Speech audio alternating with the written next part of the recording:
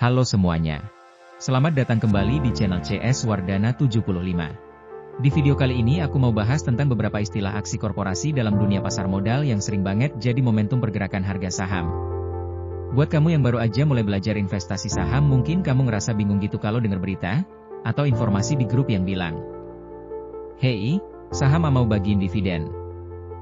Saham B mau ngelakuin stock split. Saham C bakalan reverse stock." Istilah-istilah itu tuh maksudnya apa sih? Apa dampaknya ke harga saham? Apa itu berita bagus, atau malah berita buruk? Jadi, harga sahamnya bakalan naik atau turun nih? Nah, di video kali ini, aku akan jelasin tentang beberapa istilah aksi korporasi yaitu dividen, stock split, dan reverse stock. Oke, sebelum kita lanjut, aku mau ngingetin dulu nih buat kamu yang mau belajar tentang keuangan, ekonomi, dan investasi. Silakan subscribe channel ini buat dapetin konten-konten terbaik dari kami. Sekarang kita bahas dulu apa itu aksi korporasi. Sederhananya, aksi korporasi itu adalah tindakan, kebijakan, atau keputusan yang diambil perusahaan. Yang mana hal tersebut tuh bakalan berdampak ke para investor atau pemegang saham, entah berdampak pada persentase kepemilikan saham, jumlah lembar saham yang dimiliki, dan kepentingan pemegang saham lainnya. Dampak yang ditimbulin tuh macam-macam nih, bisa jadi positif, bisa jadi negatif tergantung aksi korporasi apa yang dilakuin. Dan gimana dampak serta persepsi pemegang saham terkait aksi korporasi tersebut, dan tentu aja nih, persepsi para pemegang saham ini akan sangat berpengaruh terhadap harga saham yang bersangkutan. Oke, langsung kita bahas aja yuk aksi korporasi pertama, yaitu dividen. Dividen ini adalah salah satu aksi korporasi yang paling sering dilakuin. Banyak banget perusahaan yang rutin bagi dividen setiap tahun, atau bahkan ada juga perusahaan yang bagi dividen lebih dari satu kali dalam satu tahun. Emang dividen tuh apa sih? Jadi gini, ketika sebuah perusahaan tuh menjalankan kegiatan usahanya, perusahaan tersebut tuh berpotensi untuk dapetin laba atau keuntungan. Tapi di sisi lain, ada juga yang malah rugi. Nah, perusahaan yang berhasil mencetak laba ini tuh boleh ngebagiin semua atau sebagian laba tersebut tuh ke pemegang saham.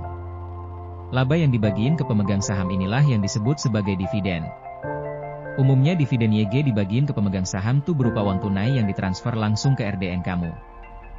Oh iya, pembagian dividen ini tuh dibolehin, tapi nggak diharusin jadi kalau ada perusahaan yang mencetak laba. Tapi nggak bagiin dividen juga nggak masalah selama disetujui oleh mayoritas pemegang saham. Nah, dari situ kamu akan mikir gitu, berarti semakin besar dividennya semakin bagus dong? Di satu sisi emang betul. Kalau dividennya besar, tentu aja itu bakalan nguntungin pemegang saham karena bisa dapat keuntungan tambahan dalam jumlah besar. Tapi coba kita lihat dari sisi lainnya juga. Semakin besar jumlah dividen yang dibagiin, semakin kecil pula laba yang bisa dipakai perusahaan buat ngelakuin ekspansi bisnis. Dividen ini tuh bisa dilihat dari dua sisi yang berbeda nih. Ada yang berpikir kalau dividen tuh adalah cerminan bisnis yang sehat, karena bisa ngasih insentif ke para investornya.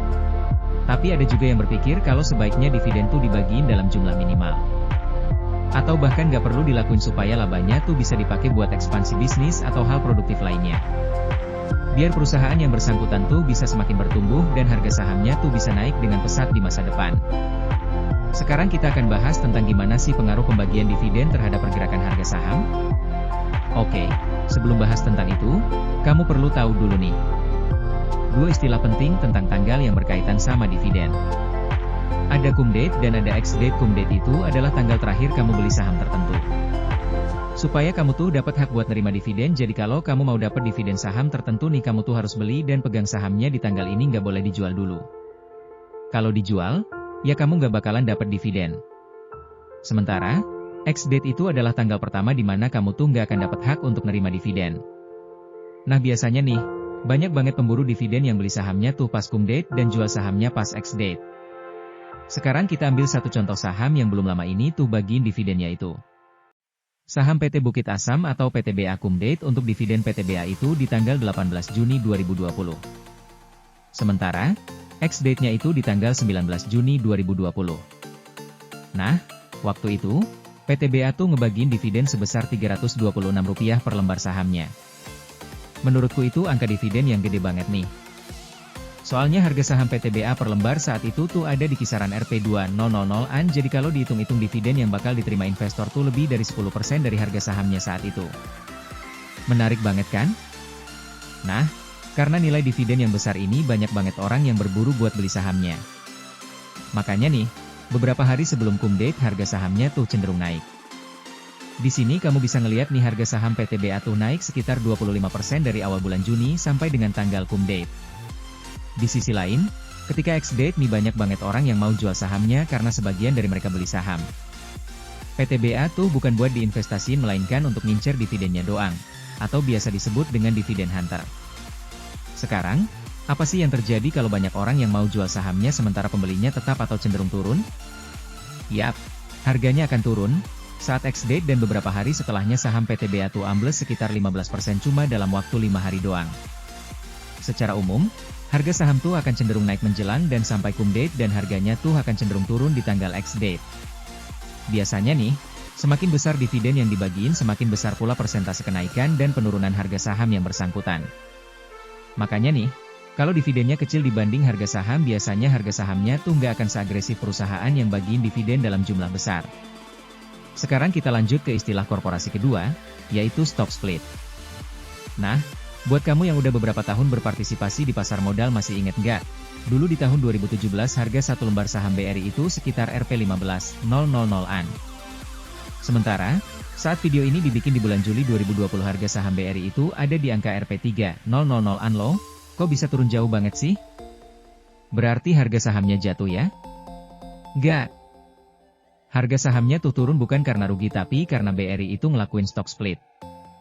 Singkatnya, stock split itu adalah memecah lembar saham. Misalnya gini, ada satu lembar saham harganya tuh Rp10.000. Nah, saham tersebut tuh dipecah jadi 10 lembar dan harganya tuh masing-masing jadi Rp1.000. Analoginya tuh mirip kayak pizza nih. Dari yang sebelumnya kamu harus beli full satu loyang pizza setelah stock split. Pizzanya tuh dipotong-potong jadi 10 slice, jadi tuh kamu bisa beli pizzanya per slice. Misalnya nih, kamu punya 30 lot atau 3.000 lembar saham A dengan harga Rp10.000 per lembarnya.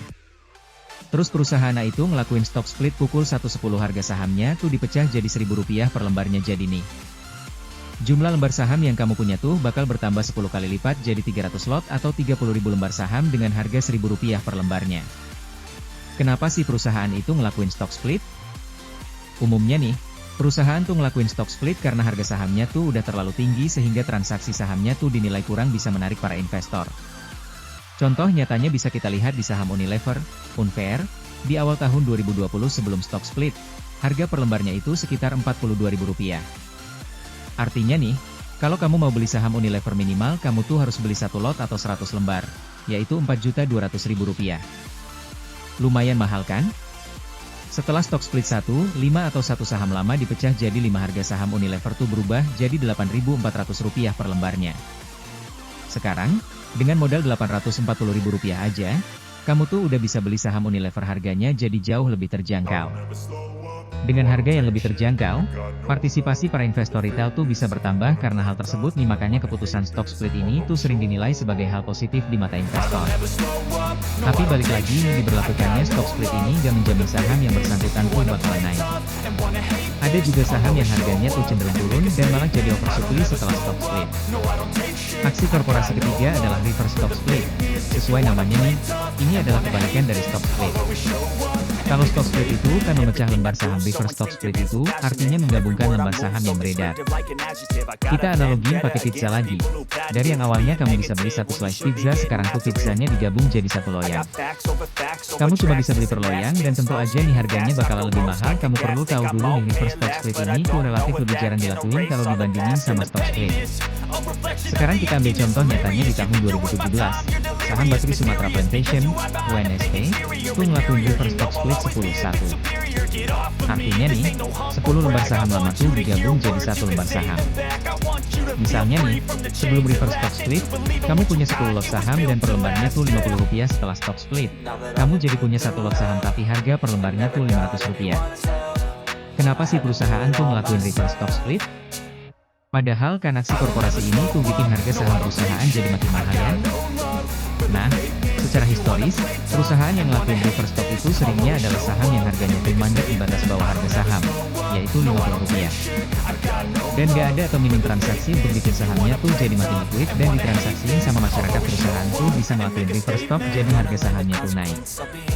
Dari yang tadinya parkir di batas bawah harga saham yaitu Rp50 menjadi beberapa ratus rupiah, tapi bukan berarti uang investornya bertambah. Karena walaupun harga per lembar sahamnya tuh naik, tapi jumlah lembar saham yang kamu punya tuh disesuaikan atau diturunkan. Misalnya nih, kamu punya 1000 lot saham B, satu lembarnya tuh dihargai Rp50. Ketika saham B tuh ngelakuin reverse stock 10, satu harganya tuh jadi Rp500, maka jumlah lot kamu juga akan disesuaikan jadi sepersepuluhnya atau berubah jadi 100 lot. Dalam banyak kasus, reverse stock ini tuh memang berhasil membuat sahamnya tuh lebih liquid dan ditransaksi lagi.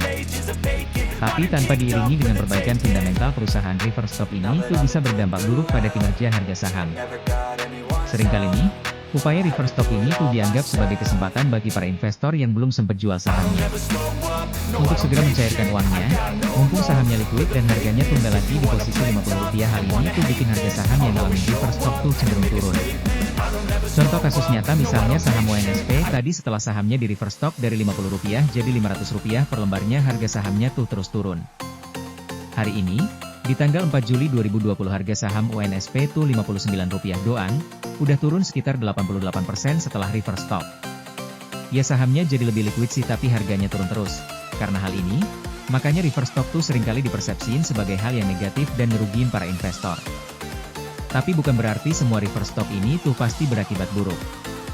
Misalnya di tahun 2003 saham Bank BNI, BBNI, itu pernah ngelakuin reverse stock split dengan rasio 15:1. Salah satu tujuannya adalah supaya harga saham Bank BNI ini tuh ada di kisaran harga yang mirip sama dua bank BUMN lain, yaitu Bank BRI dan Bank Mandiri. Sebelum reverse stock, harga saham Bank BNI ini tuh ada di angka Rp 100-an. Setelah reverse stock, harganya tuh berubah jadi Rp 1.500-an. Setelah reverse stock nih, BNI tuh jelas nggak ngalamin penurunan parah seperti UNSP. Justru harganya tuh cenderung naik sesuai dengan kinerja dan performa perusahaannya. Di situ kamu bisa ngeliat nih bahwa reverse stock tuh nggak selalu buruk. Semuanya tuh balik lagi ke kondisi fundamental perusahaan dan apa tujuan dari reverse stock itu sendiri. Nah, itu adalah 3 contoh aksi korporasi yang biasa dilakuin sama perusahaan. Aksi korporasi perusahaan ini tuh sendiri masih banyak banget. Ada right issue, buyback, akuisisi, merger, DLL. Aku akan bahas aksi korporasi lainnya di lain kesempatan. Kalau ada yang mau kamu tanyain, silakan tulis pertanyaan kamu di kolom komentar. Sampai ketemu lagi di video selanjutnya.